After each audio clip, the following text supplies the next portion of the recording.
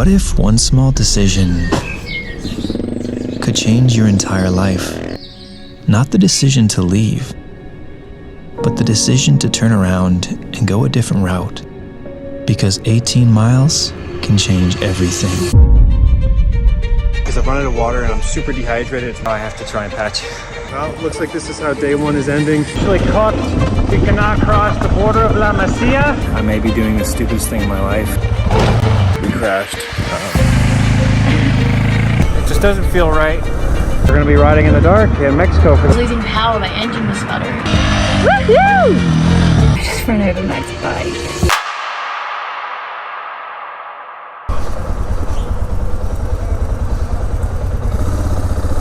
After crossing Tecate, Baja California, I stayed one night in Ensenada. The plan was to continue down the Pacific coast to San Quintin, but something inside me told me it was the wrong direction. Okay, change of plans.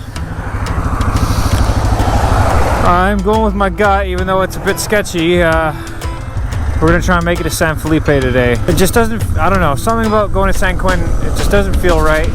So I made the decision to backtrack 18 miles and cut across to the east coast, heading for San Felipe instead. I got a message from Maurice, a fellow rider I met just days prior in San Diego, that he would be there, and we arranged to meet up. Oh yeah, best spot for fireworks. I spent a couple days in San Felipe, and I was pushing on. Everything was so new to me, the sights, the sounds, smells, and especially the language. Yeah, regular, Phil. 500. Your change? You don't have change? Estoy viajando Argentina. Next stop was a small remote beach town called Baja de Los Angeles. I found a campground called Campo Archelan where I heard I could pitch my tent right on the beach, something I'd never done before and was really looking forward to. Oh, god damn it. I finally dropped the bike. A gust of wind came and just blew it over. Campo Archelan is where everything would change. I arrived on the beach, and while setting up my tent is when I met my Mexican friends Gabby, Caleb, Gary, and Adon, all from Mexicali, vacationing, and they would immediately invite me over to eat and drink with them and made me feel like part of the family. They showed me pictures of the whale shark and asked me if I wanted to join them on the snorkeling tour, and of course I agreed. I was slowly learning how to adjust my plans, go with the flow, and understand you can't predict what tomorrow will bring.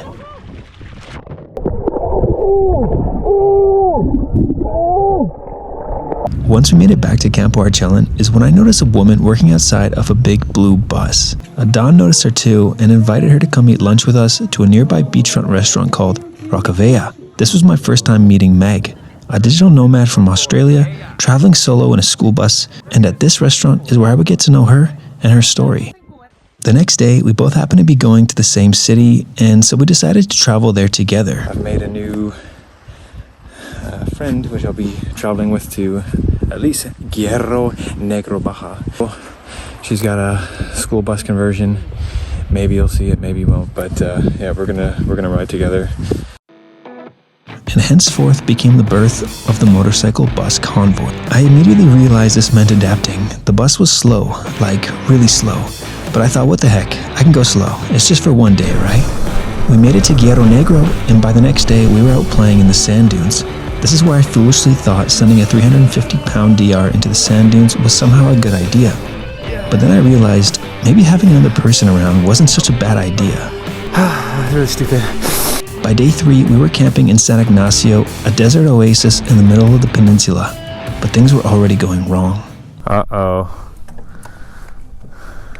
have a problem with the truck, apparently. Okay, fueled up. Next step is to find a mecánico. A common theme in Baja is the lack of diesel mechanics. From San Ignacio, we traveled to the next nearest town, which was Santa Rosalia, in search of some. Coolant is pissing out.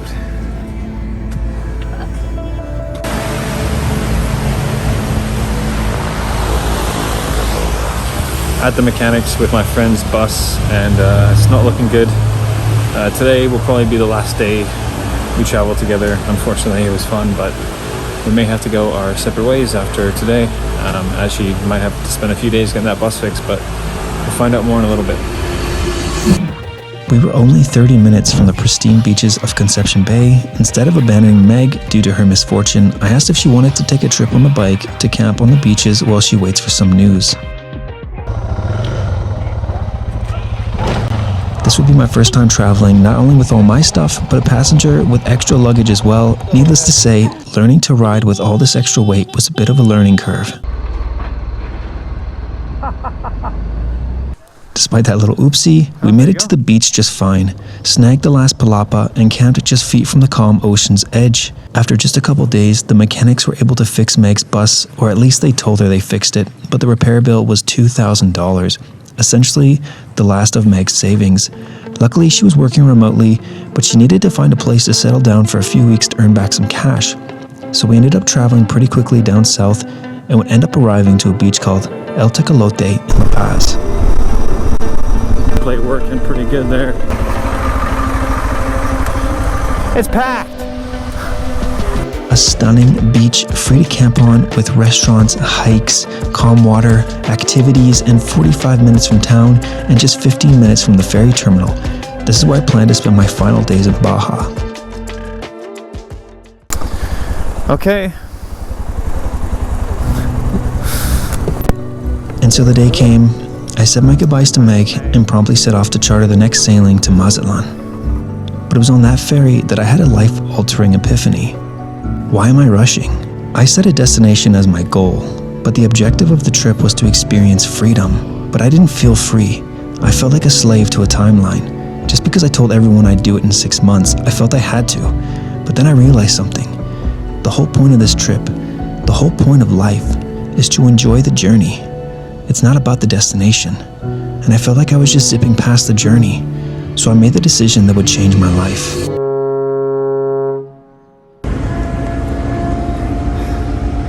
Okay, I made it to Mazatlan, and I may be doing the stupidest thing in my life. But when I got on that ferry yesterday, I really regretted leaving Meg. And I'm taking a ferry back today. After 15 hours on the ferry, I've instantly just bought another ticket. I'm going back to La Paz. Okay, welcome back, guys. I haven't really done any recording for a while. I'm still with Meg on El Tecolote. So I returned to Baja and to Meg to spend more time with her, see more of Baja, and to see if traveling slow was something I could actually do. During our time in Tecolote, we made good friends with a French family of 5 on the tail end of their world travels. They would essentially become our best friends and neighbors while we lived on that beach. And when Hurricane Norma struck, it was just them and us left on the beach to brave the storm.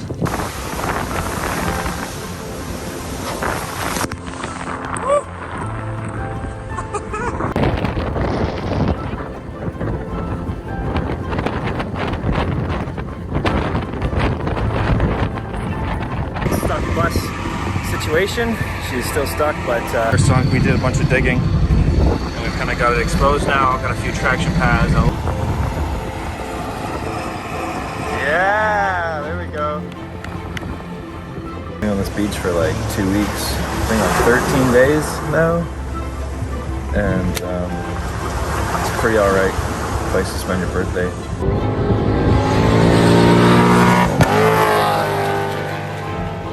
I've been in Baja for 2 months now. Can you believe it?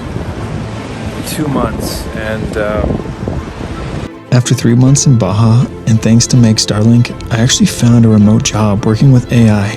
And suddenly, I could earn money from anywhere. a while that I've been on this beach. Spent probably over 75 nights in Tecolote, multiple months, like 3.5 months in Baja, and finally tomorrow the bus and the bike get on the ferry and we're going to Topolobampo. As Meg and I grew closer, the plan became clear. We wanted to take on the mainland together.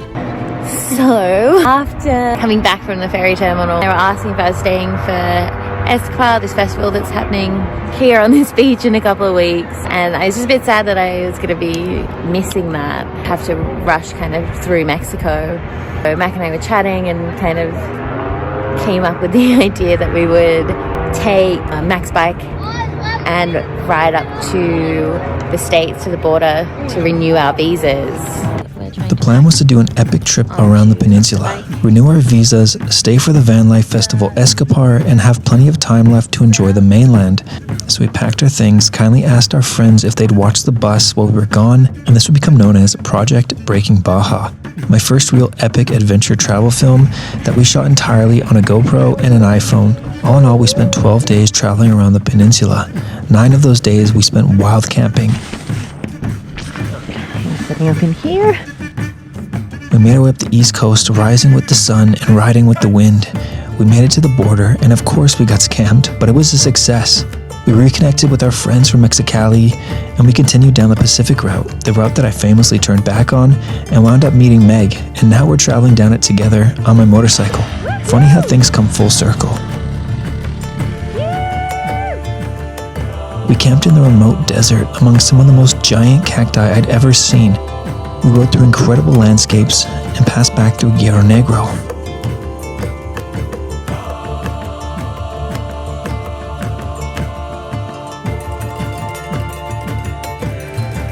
And eventually opted to take a 75-kilometer off-road route from Laredo. It was on the last day of the trip, and things had been going so well, but this is when I would make a mistake. All good. So teeny little crash in the sand. Burnt myself a little bit. Clean it up a bit, make sort of first aid kit. We crashed, completely my fault. I was going too fast, and then all of a sudden we just hit the gnarliest, deepest, rutted out sand that just came out of absolutely nowhere. I mean, the sun coming at me in my eyes, I could tell it was sand. It was a change in terrain or in whatever, but I couldn't tell how bad it was going to be. And by the time we hit it, I just didn't have any time to react, and we went sideways and we went over the bike, and I was really worried about Meg. I thought she maybe broke her leg, but it turns out she burned it against the exhaust, and I feel absolutely awful. I just feel terrible. I just feel terrible.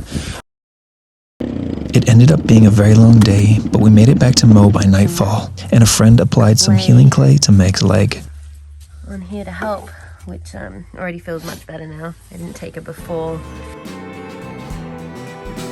The next day was the second day of the Escapar Festival, and I'd never seen a beach packed with so many vans of kindred spirits. And somehow, I found myself getting to take a flight on a paramotor over the Sea of Cortez. I was still making up for crashing and buying Meg plenty of margaritas, and the following week was Carnival in La Paz. It felt like the perfect ending to our Baja chapter. And finally, the day came, the day that Meg and I would leave Tecolote for the last time, riding out with the setting sun. Meg expertly loaded Mo onto the ferry, and before we knew it, we were approaching Sinaloa. Just about made it to top of the bumpo.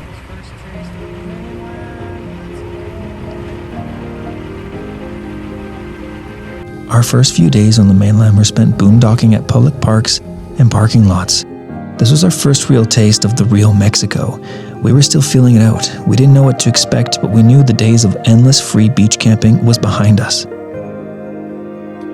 And before we knew it, we were arriving to Mazatlan, but only for a couple days, because we were trying to meet up with our French friends from Baja and Durango for one final Aperol, before they begin making their trek back north to ship their vehicle back to France after a 5-year expedition. Right, we're just taking the road from Mazatlan to Durango.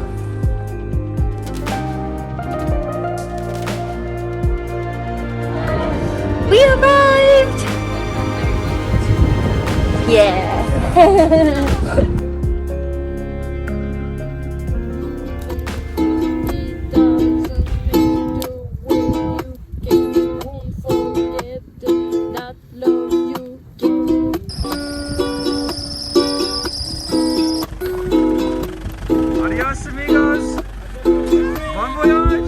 It was quite emotional to say goodbye to such good friends that we had become so close with over the past months.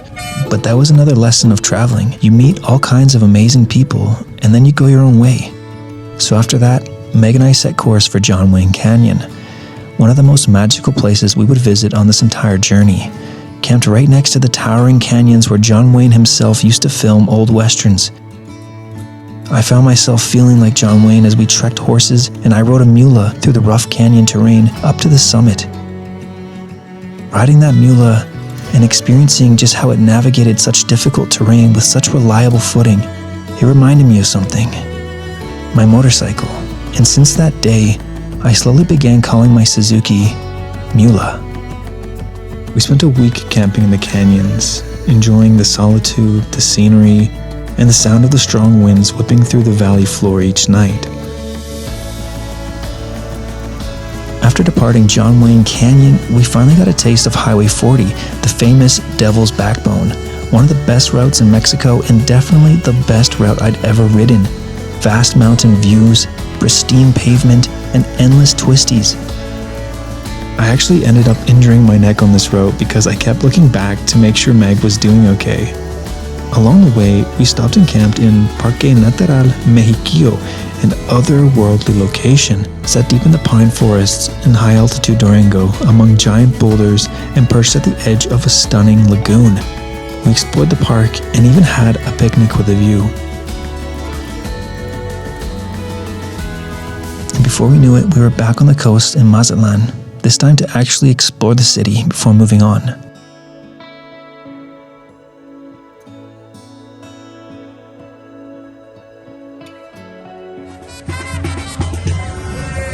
March 24th, 2024. We're on a beach in Mazatlan. And that's exactly what the soundtrack of being on a beach in Mazatlan should sound like.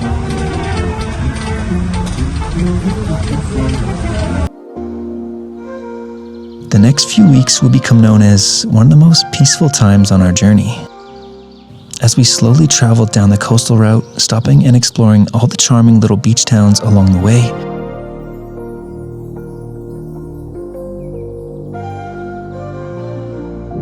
Atacama, Playa Tortuga, San Blas, San Pancho, Loda Marcos, Sayulita, and finally arriving in the big city of Puerto Vallarta. This is where Meg's friend Tash flew in to join us for a week of adventure. From there, we traveled inland towards Guadalajara, stopping at a crazy lagoon along the way.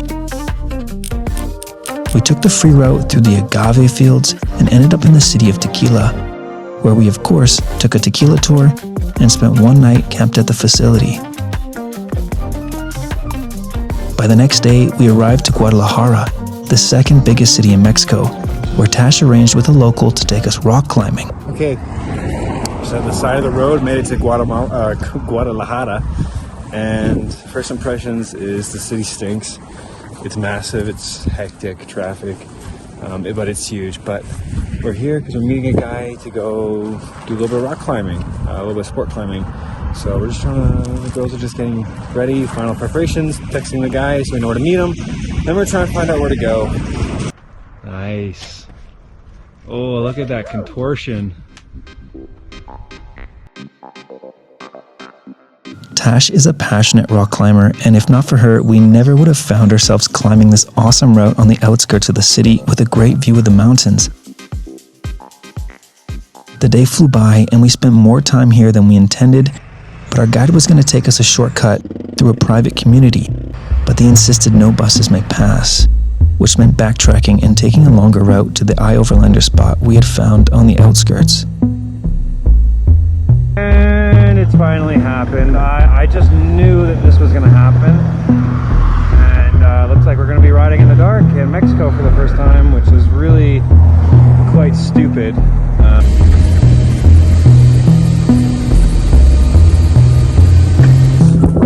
Dark, no problems got here.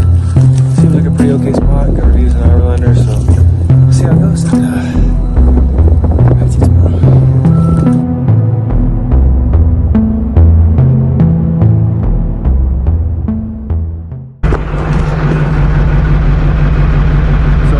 We got robbed. So we're just at our spot we got to after dark, and we had the police come by, like just pull up right there. We just needed to bribe them basically, because they said we're in trouble for having alcohol in the vehicle, and they're going to tow the vehicle and the bus and the bike and arrest us all, blah blah blah. But so they said we had to pay a bail, and I was like, oh my god, fuck this, I'm gonna pay a bribe, and I paid them 2,000 pesos. That's one of the exciting things after climbing today. Weird day. Good day. Very, very weird day, guys. After leaving that spot, Meg and I got separated in traffic, and she would end up getting stopped again by the police. They told her she had violated a traffic law, and once again, Tash and Meg had to pay a bribe. With Guadalajara turning out to be a corrupt city, we devised a plan to meet at a truck stop on the outskirts of the city. From there, I transported Tash to the airport, and Meg parked Mo next to some cargo trailers, and this is where we would stay for an entire week, processing what had just happened and figuring out a plan. Since Mo had been acting up and leaking coolant all the way since back in Baja, Meg decided it was finally time to take Mo to an official international dealership. She scheduled an appointment and took Mo there. Within 5 minutes, they had diagnosed that diesel was mixing with the coolant and that she had a cracked cylinder head. Essentially, she needed an engine rebuild or a band-aid fix that wasn't guaranteed. So we spent some time in various Airbnbs around the city weighing our options, giving Meg some time to make a decision, and we devised a new plan. Meg decided to fix the bus and get an engine rebuild, despite it costing $8,000 and would take about 2 months. So we decided to get away from the bad juju of the city and go live on the Caribbean island of Roatan to get some work done and do some scuba diving with my friend Ryan, who was living and working there as an instructor. And tomorrow morning at 5 a.m., Meg and I's flight leaves to Roatan, Honduras, and we're gonna live there for 2 months. I made an entire video dedicated to my experience living in Roatan, and it's posted on my channel. But after 2 months, Meg and I were feeling very refreshed and ready to get back to the reality of Guadalajara, and wet season was in full effect. I'm back reunited with the bike. Mo wasn't ready yet, but I picked up Mula from the dealership that kindly let me store her there. Meg was able to find a co-living accommodation in the historic center, where she planned to stay and continue working while I set off to do a 3-week trip to the border of Reynosa and Texas to get a new tip from Mula. Look at that. Just a bonus clip for you guys. This is the sunset right now. How cool is that? Just illuminating over there by that building. And you can even see the glow reflecting off of the bell tower. This is a really cool place. This is like the heavens. Look at that little opening over there. It's like the heavens have opened and they're just illuminating life onto that building. It's pretty wicked.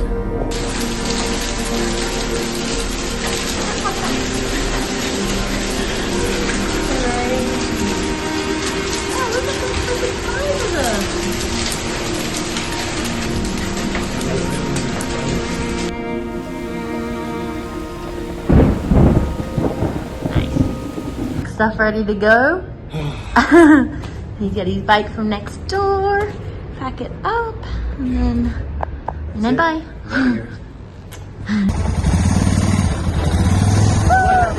Bye, you too. Bye.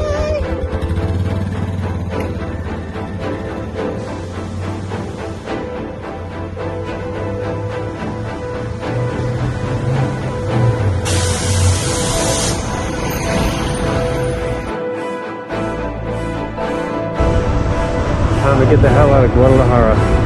I'm like 20 minutes to my trip to Texas. I'm trying to make it to Leon today. I still got 4 hours. And the bike has already died on me. Okay, well the bike just stopped working over there. Won't turn over anymore. Taking everything off, and I'm gonna check the spark plugs, and hopefully it's just a loose connection. It's as simple as that. Well, looks like this is how day 1 is ending. My bike in the back of a truck. These guys, thank you. Gracias por tu ayuda. Are rescuing me, taking the bike back to the Suzuki dealership. We found the problem. Gas is getting into the airbox. The airbox was flooded with gasoline. So I think some of the O-rings in the carburetor have failed. We're gonna need to replace those before I can get back on the road. So it looks like I will not be leaving today. Put it up in the truck. ¿Cómo se llamas? Saúl. Roman. Okay, these guys have rescued me, and they're taking Sally and myself back to the Suzuki dealership, hopefully to fix the bike. Wheeling it into the hospital. As devastating as it was, breaking down 20 minutes into this trip, the experience with Suzuki Guadalajara rescuing me and getting straight to work on fixing the problem was by far the best experience I'd ever had with any mechanical shop ever. So I've just had the most amazing experience here at Suzuki Motos in Guadalajara. After they fixed up my bike, I waited here the whole time. They fixed up my bike. Henry invited me over for some tacos across the street, paid for it, and then I come back and they tell me that there's no charge for fixing my bike. Absolutely no charge. These guys are amazing. They fixed me up. They could have easily charged me. They did nothing wrong. My bike just failed. And they rescued me. They fixed my bike. They fed me for free. I'm speechless. The Mexican people have gone above and beyond. I am absolutely speechless. Obviously, I gave Henry a tip. That's the least I could do. But now I just ride back to the accommodation with Meg, stay there tonight, and then try again tomorrow morning. The next day, I made it past the point in which the bike failed, and we were off. Hell yeah! That's what I'm talking about. And for the next 3 weeks, I would absolutely send it through the mountains, deserts, remote villages, and capital cities, experiencing the true freedom of riding solo. This would become my second big project on YouTube, a travel documentary affectionately titled The Final Frontera. Okay, it's my new friends, it's my new amigos de Zacatecas. Hola! Buenas noches! Yeah, see you later.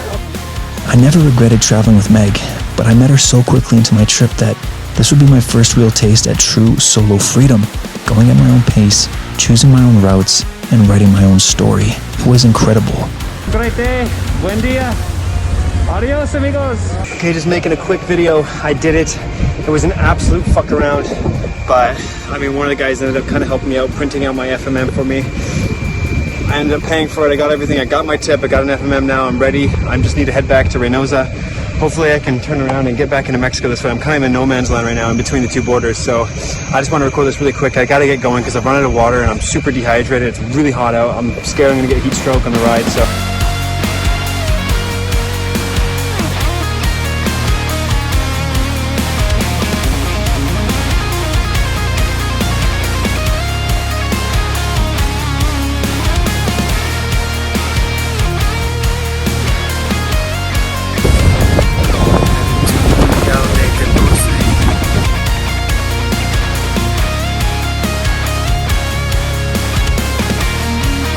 This is the weather I gotta ride out of here. At least I'm not going far today. This 3-week loop took me through 7 states across central and northeastern Mexico and back to Guadalajara in Jalisco. I covered over 3,000 kilometers, made countless friends, and memories I'll never forget. Mac is back. Forgot to record when I got here, but we're now in the hostel, reunited with with Meg. Yeah, pretty cool place. Yeah, so be here for about 5 days, and then hopefully no more. Yeah, no more delays. What's it look like in there? Sad because all my dead plants stuff everywhere. But Holy cow! the front is back on. The front is back on. It's closed up. After living so many different experiences in the past 4.5 months, Mo was finally ready for a test drive, and just days later, we found ourselves finally leaving the city. We were making our way south, heading towards Lake Chapala, but first, Mo needed some fuel, and so did we. With the bus stocked up and beating its new heart, we were eager to get back to exploring. And just like Mo's new heart, we didn't skip a beat. We got straight back to traveling off the beaten path. I found an amazing spot on iOverlander that looked way too good to pass up. Ah, look at that thing. Now that's an overlanding schoolie right there. Now I just gotta get past all this crap. Oh, jeez. It had been so long since the bus and the bike did real exploring like this, so my excitement was through the roof as we slowly climbed our way through this narrow gravel trail into the foothills of Lake Chapala. No problems this time. We finally made it out of the city and we got to this beautiful campsite I found on my overlander. And today is just such a special day because it's my 1 year anniversary traveling since I left home in Canada. And it's the first wild camping spot Mo has been in. We're so used to looking at Mo in the mechanics, but today Mo is where it's meant to be in its natural habitat in the wild.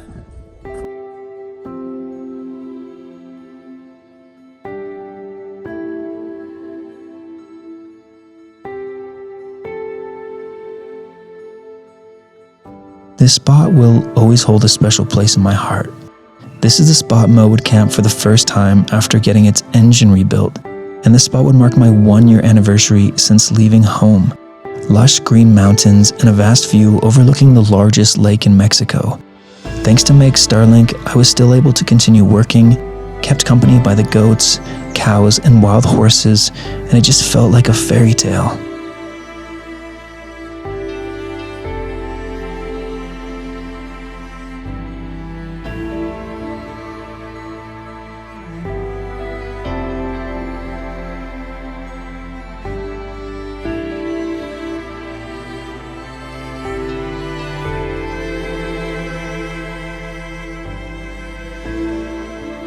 We stayed here an entire week before making our way back down and traveling east along the lake, just in time for Mexican Independence Day.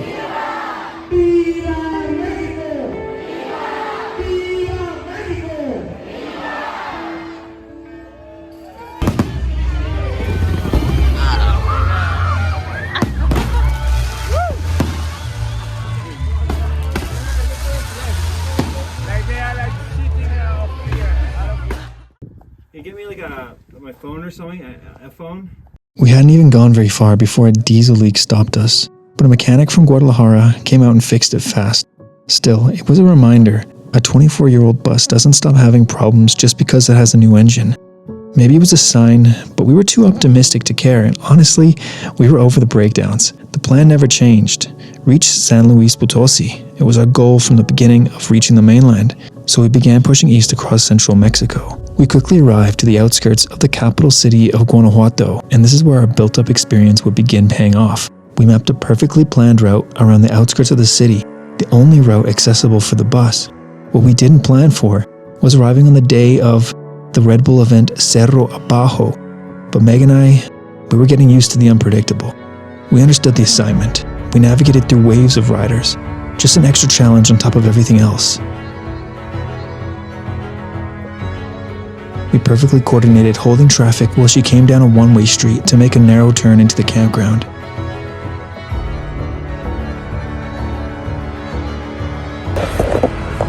Bienvenidos a Guanajuato. And we would be rewarded with the most stunning spot in the city, overlooking the colorful three-dimensional valley. It's freaking magical right now. Holy.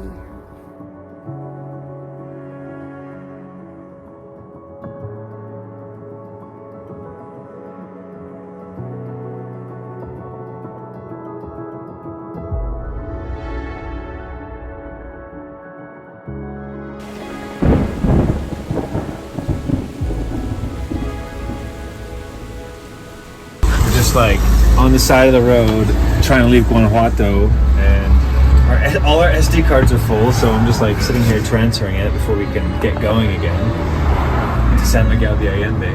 But yeah, that's the reality of trying to document your trip, isn't it? You gotta pick up more SD cards. We continued on, pushing through San Miguel de Allende into Querétaro, and spending a couple nights in a Walmart parking lot, a stark contrast to just nights previous.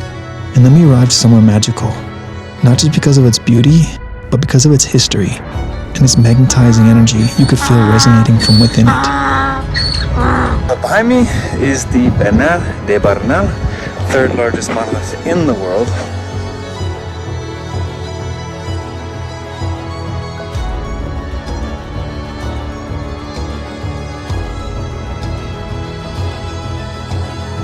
We were actually doing it.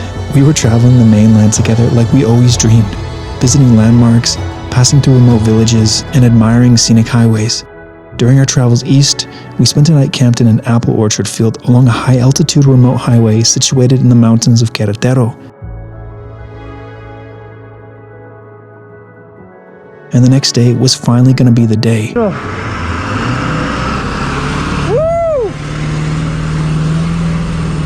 The day that our dream from so many months ago would come to fruition, as we would finally enter the state of San Luis Potosi.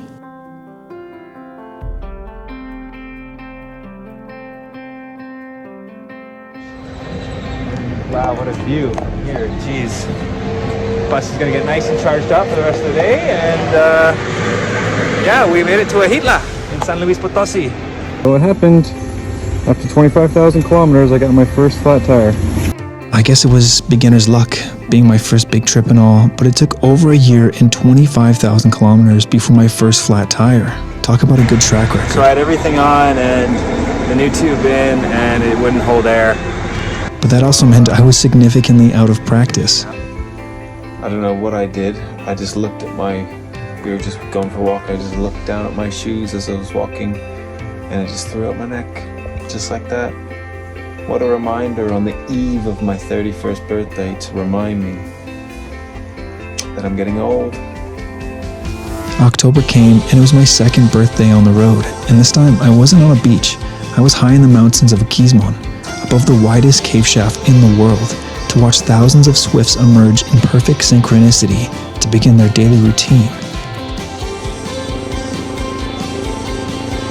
We arrived to a pristine turquoise blue river, where we got to witness the might of Tamu Falls, the tallest waterfall in San Luis Potosi. Made it to the Tamu Falls. Yeah, really magnificent. From Tamu, we rode through the bamboo forests and found a magical camp spot located in Tamasopo. It literally looked and felt like how I imagined paradise. We spent close to 2 weeks total at this spot. It was absolutely amazing. Alright, that's it. It's about 1:30. Meg's staying here. I'm heading to Rio Verde for 2 nights, and then she's gonna meet me there just to kind of get some alone time for ourselves. You know, it's good to have some space once in a while. And so we do this every so often. So I've just packed a light bag. I've got an Airbnb booked for 2 days. And I'm good to go.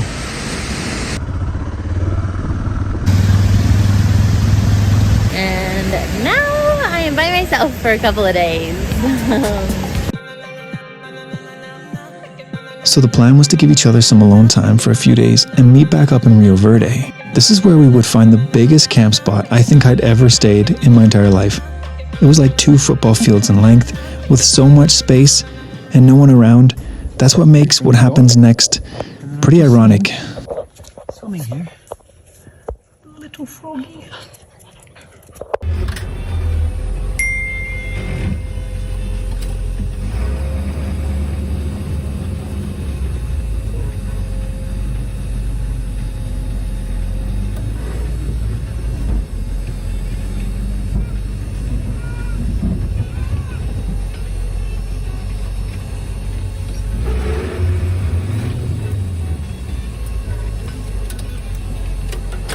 To be honest, I can't remember the last time I screamed at the top of my lungs like that, but it felt like watching your only child get run over. Well, Meg was backing up the bus and ran right into my bike and completely ran over it. Doesn't look like the damage is too bad, but definitely gonna need a new handlebar, I think. I just ran over Meg's bike. I had to think kind of hard about it. I didn't bring much, I didn't expect to pick up this much stuff, but so this is how I secured everything. Thank goodness I brought. But don't worry, I wasn't mad at Meg. I knew it was an honest mistake. It was just my luck that Rio Verde not only had a motorcycle accessory shop, but also one of the cleanest mechanical shops I'd ever seen. In all seriousness, this man saved my ass and used some good old Mexican ingenuity to get me back riding normally by the next day. How bent the handlebar got, wow. And well, after watching Mula withstand getting run over by a 10,000-pound bus and keep lugging on, it just reaffirmed my decision to choose this bike for the trip was the right one. Because let's face it, The DR is indestructible. After leaving Rio Verde, we continued heading north deeper into the state, and we began entering sugarcane country, which was our sign that the hunt for amazing waterfalls was on. And this state did not disappoint. We visited a vast waterfall network known as Miko's Falls, where we jumped from waterfall to waterfall as we floated our way back to the parking lot. We journeyed into hidden corners of the state, crossing narrow bridges, across rushing rivers, and navigating through mazes of sugarcane to find what secrets lie beyond.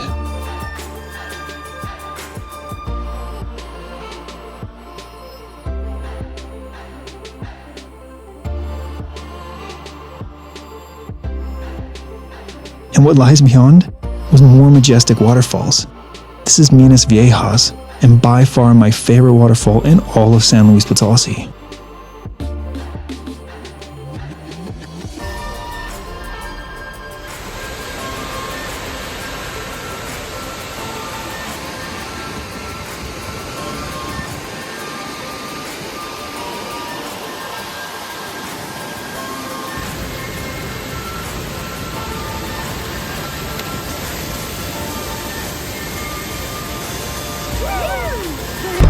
We're leaving Cascadas de Minas Viejas, and it's a significant day because today we go pretty much as far north as we're going to end up going in Mexico, up to El Naranjo. We were now arriving to a very remote town 4 hours from the capital. Oh wow, look at that. What an entrance. What an entrance to a town.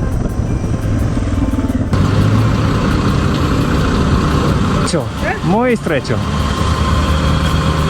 Gracias. We navigated through the narrow town and made our way to the outskirts, heading to another small town called El Meco. On the way through, we found an agua purificada, so we took advantage to fill up. All right, she's pulling in. Yikes. This will be our first time meeting La Rue, the owner of the facility, and a man that we didn't know at the time was about to become an absolute savior in our story. Filling up the water, the hose through the window,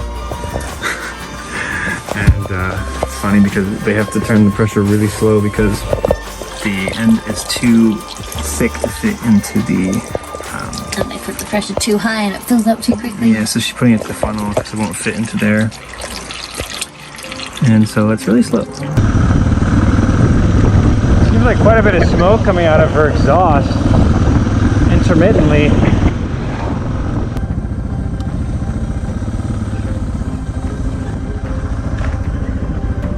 No, I needed to pull over because I was losing power, my engine was sputtering.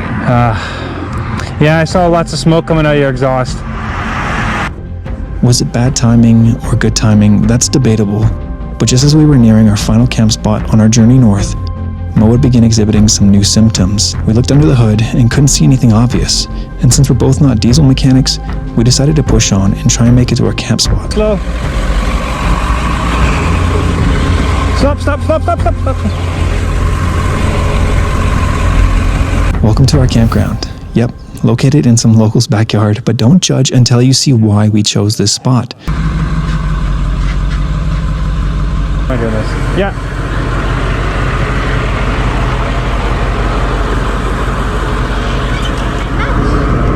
Yeah.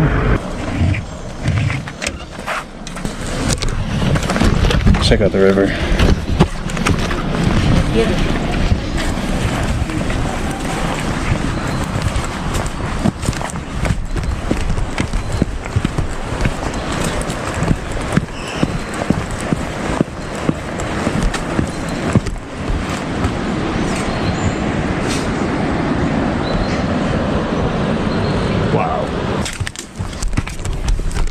I think Meg's having some troubles with her bus because it's been sputtering for the last couple times she's driven it now since we got to El Naranjo, so fingers crossed it's nothing major.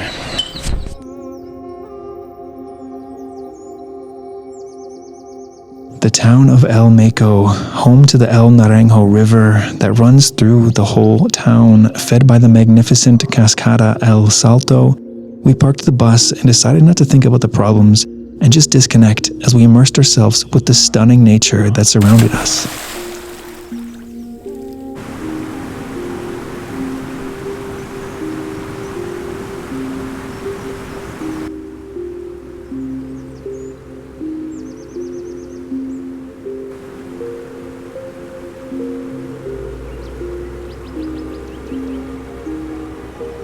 and finally came time to visit El Salto.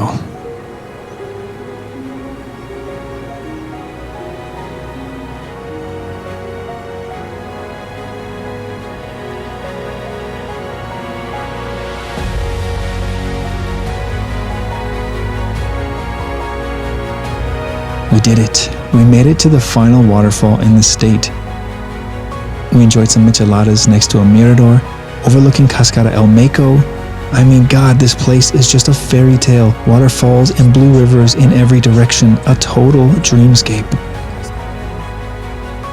And I'd be remiss if I didn't mention that we did yet another visa run. I'll save you another long-winded montage, but Meg and I ended up doing a visa run while Mo was parked there, and it was only 6 hours to the border. We spent 2 of those days traveling up and 2 coming back. We also stopped in Austin, Texas, so Meg could pick up a new MacBook that she ordered.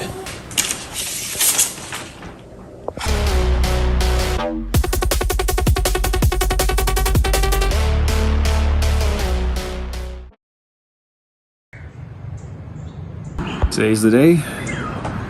Meg and I are finally leaving El Naranjo. Had her bus parked here in this campground for 2 weeks, and we spent 4 days going up to the border, getting new visas, a new permit from her bike, so that's all sorted. But now is the new objective. I have to get to Mexico City within about a week now. I think I have a week until my flight leaves. The plan today is to get to the coastal city of Tampico, where Meg should be able to get some injectors from the international there. It's a really big coastal city. They have a lot of things. Because the bus, the last time she drove it here, it was acting up. It was sputtering again for the first time since Chapala. No matter what, I'm going to try and be in Mexico City by the 21st to the 22nd, so no matter where Meg is, I'll have to leave her there and just get there. I have a contact who's going to receive my bike, and he's nice enough that he'll actually replace my sprockets for me for free once I get there while I'm away. And then, my flight is to just go visit my family in Canada for 2 weeks, and then fly back to Mexico City, join up with Meg, and recontinue going south. But that's the plan today. Make it to Tampico. It's about 3 hours, 20 minutes. I'm expecting like a 4 or 5 hour day with the bus, so we'll see how it goes. This was a nerve-wracking day for us. We didn't know what to expect. It had been nearly 10 days since Mo last moved, and the last time Meg drove him, she was losing power. But we had no choice but to start him up and try and make her way. It was only 5 minutes later, on that long stretch of road that connects the 2 small towns, that the unthinkable would happen. Mo would lose all power and completely shut off. What you're seeing is Meg's live reaction to how she handled the failure.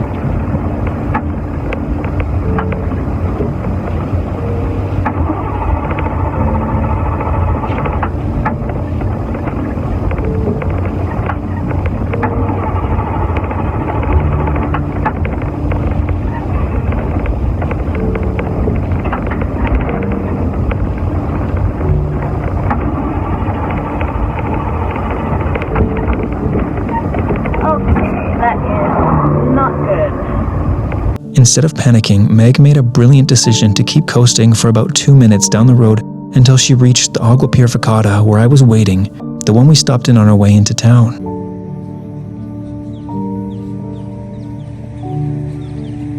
Well, so much for praying. The bus did not work well today, and who knows what we're gonna do, but it won't even start now. Luckily, we're just outside the water purificada, so it won't die of dehydration, but we'll see. That man LaRue, the one we met on our way in, he instantly became a saint, calling local mechanics and offered to get the bus towed inside the compound, and even allowed us to park it right next to their house where I could continue getting solar charge. The new problem was now an unknown mechanical failure, stranded in a remote town with no diesel mechanics. Over the next few days, a couple guys offered to fix the bus, but we quickly learned they were in over their heads and promptly fired them before they could do more damage.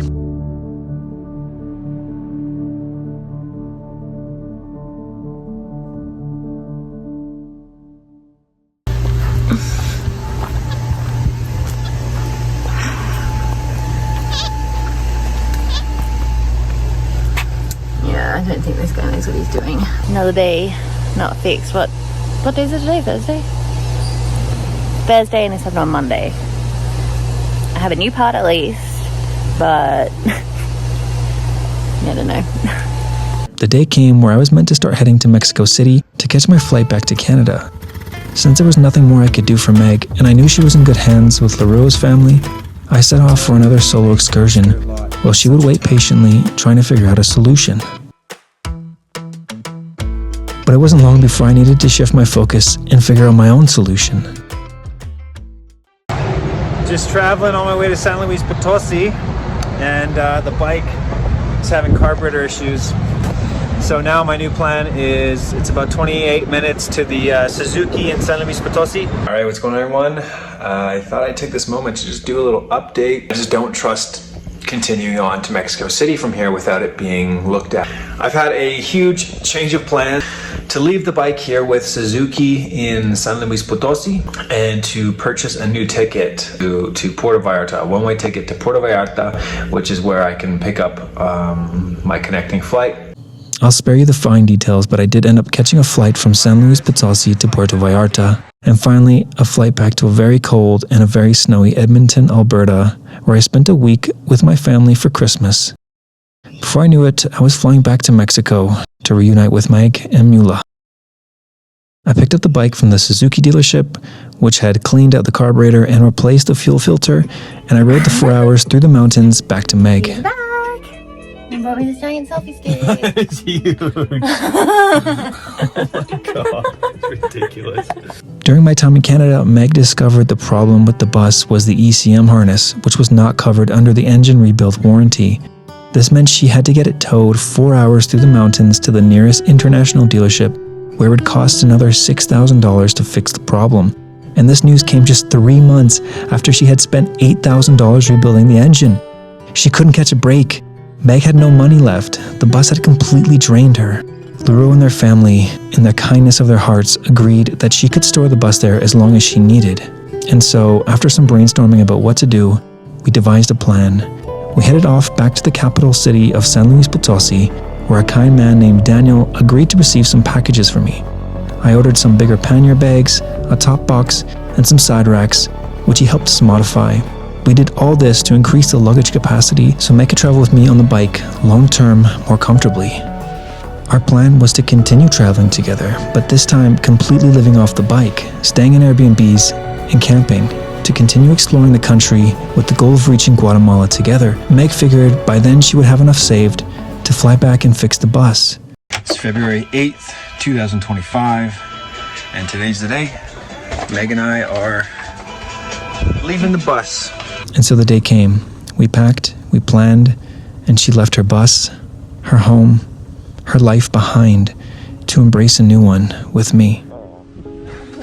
One thing I wanted to mention that a lot of people might ask is, why didn't you help pay for the bus to get fixed? And the reality is, I did help Meg a lot financially during this time, but this was her home and her vehicle, not mine, and she had no money left, so helping fix the bus meant taking on the entire financial burden, which was not something that was ideal for me at the time. I was willing to help pitch in to fix the bus once Meg was in a better situation, but only time would tell how that would all play out.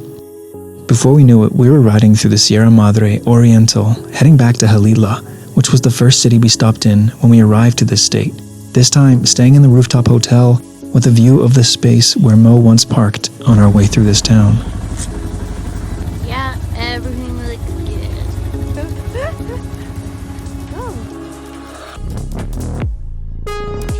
We continued on, heading south through the desert mountains of Hidalgo.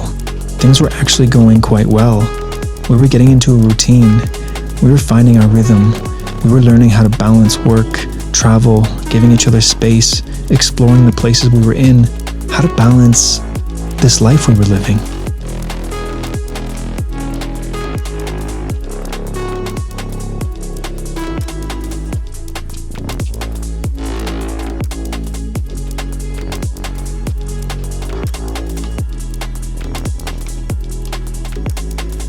It is day 4 at this beautiful Cantarito Airbnb overlooking the mountains of Hidalgo.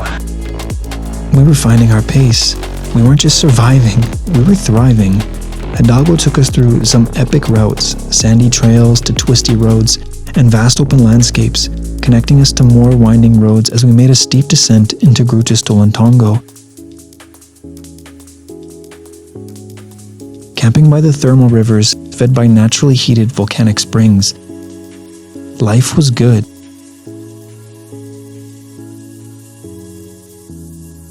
As we began heading west, we stopped to camp somewhere special. We wanted to see the ancient pyramids of Teotihuacan.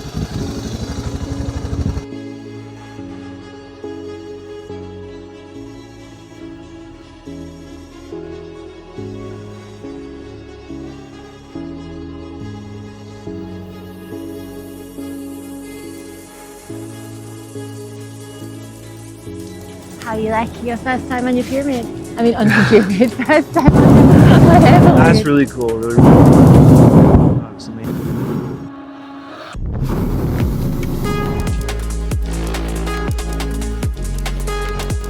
What an amazing experience. I mean, words really can't describe it. Oh yeah, I captured it. Oh, cool.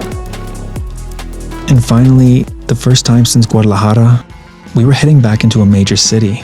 This time, the beating heart of this incredible country.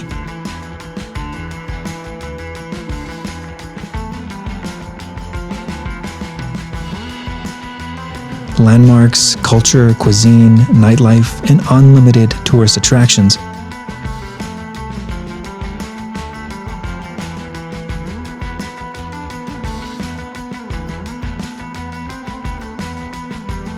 I finally found an incredible mechanic and invested in my suspension. This was a necessary upgrade going forward with all our extra weight and the routes we wanted to take. This would give Mula the sure footing that a real mule has. Oh, that's so exciting, yeah. And so we left Mexico City, heading south to Puebla via Ruta de los Volcanes, stopping at a safe distance to admire the active volcanoes. Volcanoes. One right here. Another over here.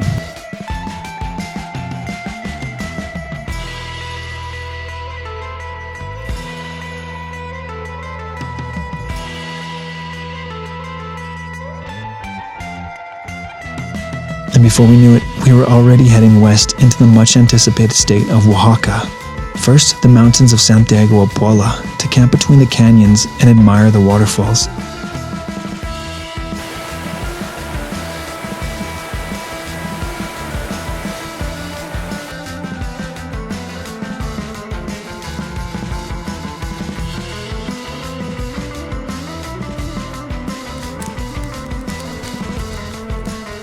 Then we made our way into the capital city, the food capital of Mexico.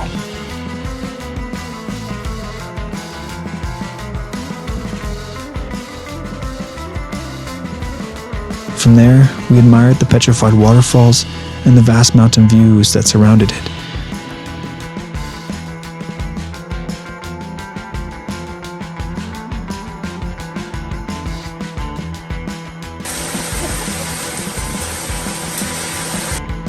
And then a final push west, returning back to the Pacific coast for the first time in months.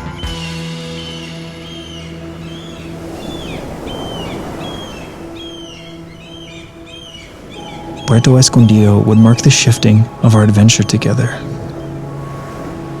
You see, Meg had cracked her tooth and needed emergency dental work to get a new crown. She started this work in Oaxaca City, so we returned back there to finish it. But I was running out of time. I needed to get the bike out of the country, a common theme of my entire journey through Mexico. How's the roadside barbacoa? Bueno. I waited as long as I could, but finally the day came, and we needed to go our own ways.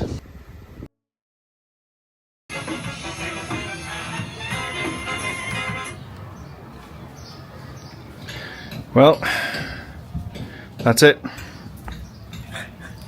Meg is staying here in Oaxaca City, and I'm heading to San Jose del Pacifico, which is like 3 hours south from here, really scenic, 175 highway. And the next time I will see this pretty little lady is maybe Lake Atitlan. That's what we're thinking, but you never know what happens when you're on the road. But yeah, we'll both be solo for the next 3 weeks at least. And yeah, we're gonna have our own solo experiences for a bit, so it should be exciting, should be fun. And yeah, looks like I'll be crossing into Guatemala by myself in about 12 days. Yeah. You this is it. Mac is off. I'm gonna stay here to get the dentist stuff done, and hopefully in a few weeks we meet in Reunited. Que tenga buena aventura. This wasn't a permanent goodbye. The plan was I would ride south through the rest of Oaxaca and Chiapas, making my way to Guatemala, and Meg would finish her dental appointments here in Oaxaca, then catch a flight to Guatemala City, and then meet me in Reunited. At least that was the plan. We just arrived not too long ago to my accommodation here in San Jose del Pacifico. And so I set off on yet another solo adventure. This time I felt ready for anything the road could throw at me. It had been just about 19 months, and I've had so many experiences. I learned so many things about travel, handling stressful situations, about cultures, about myself, about life, about the unknown. I learned that the best plan is no plan. I could see how my attitude had shifted from when I first left Canada. I felt less anxious about the unknown and more optimistic about all the little hidden opportunities you don't see coming. That's what excited me. So this is low light mode on the DJI Osmo Pocket 3, walking the beaches of Zipolite in Oaxaca. And there's the Pacific Ocean.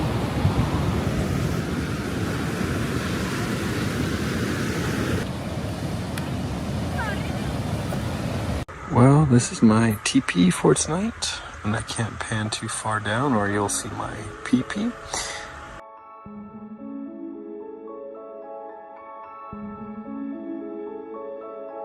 It's hot, I'm hungry, I had to pull over because I was thirsty. Oh, I sleep good tonight. Of course I was sad to be leaving Meg, but I knew she would be fine. She had taught me so much during our time together. It's almost poetic, like I was meant to meet her, to have all these amazing adventures and experiences, not because we were meant to be together, but because she was meant to be a mentor in my life, to be a catalyst to finding my remote job, to help guide and teach me the ways of the road, to being a catalyst to completely changing the direction of my life. I entered Mexico chasing a destination, and I left understanding that the journey is the destination. It's not about arriving to some place. It's about chasing adventure and living in the moment. But most importantly, Meg taught me that every problem has a solution, even if you can't see it in the moment. But everything will always work out if you just have a little faith, if you just take a deep breath and keep moving forward. Adios. We're out of here. I made it to La Mesilla. It's freaking hectic right now, man. Shit is going down. There's like so much police activity on the street right now. They got a couple trucks pulled over. There's a conflict right now between the border patrol and the mafia de Guatemala. So crazy, because I chose this border because I was told it was the safest, quietest, and yeah, the day I'm staying in this hotel at the border, there's shit going down. I had no idea what was happening at the time, but later found out just as I was checking into my hotel at the border. A massive shootout between the Mexican police and the Guatemalan mafia unfolded, leaving 4 dead in both countries on heightened military alert. I didn't know it at the time, but this was about to massively impact tomorrow's travel day.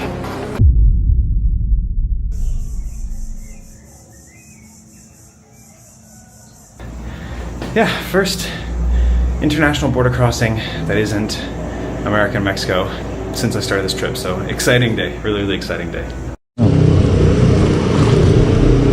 All right, everything's done. Stamped out of the country, canceled my tip, stamped my passport. Now it's time to ride to the border.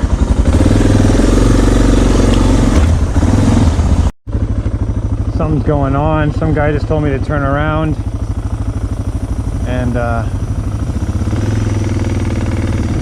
don't know what he's saying.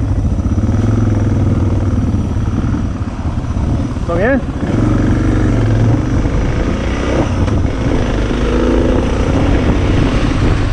I'm not sure what's going on, but I'm a little bit sketched out based on the events of yesterday.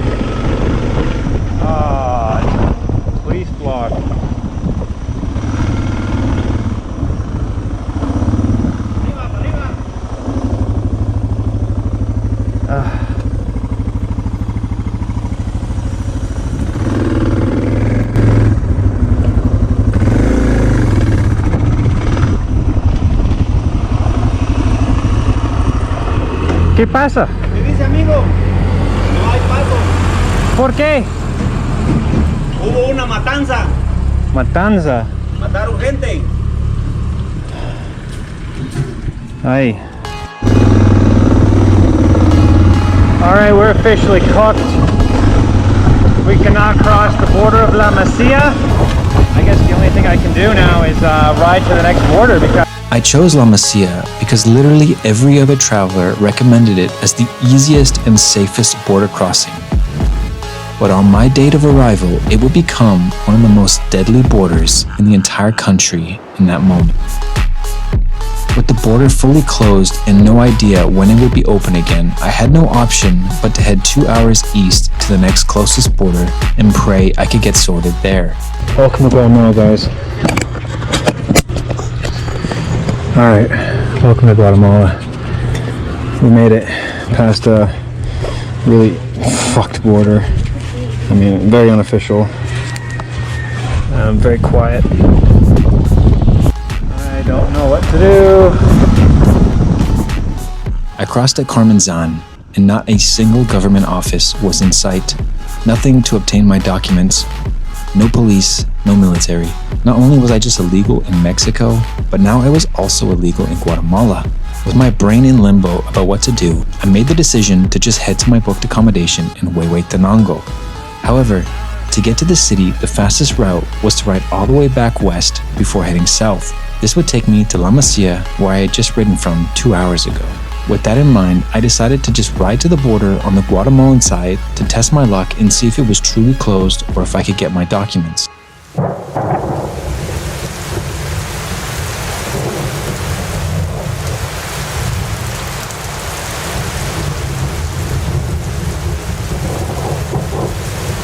Holy shit, guys, we're in Guatemala. I got my documents. That was a huge fuck around day for sure. And just as I was gonna leave, I still had 2 hours to make it to fucking Huehuetenango. As soon as I was about to leave, the fucking wet season kicked in. The torrential downpour came, so I said, fuck that. I'm not riding. Because I realized something, my GPS has no idea what the fuck, how to navigate Guatemala. I have to download Guatemalan maps. And my Google Maps does not work in the rain. As soon as it gets a drop of rain, I can't use the phone, and the fucking maps goes all over the place. It stops directing. It's just, I would be miserable. Anyways, we got a hotel for 75 Quetzal tonight, so this is where we'll be staying at the border city again. Good morning, everyone. Welcome to Guatemala, to La Masia. Last night was probably one of the worst travel days of my entire life, but we got through it. And I mean, bike's legal, some serious military activity going on the border right now. Choppers keep flying out over, but we're legally in Guatemala now.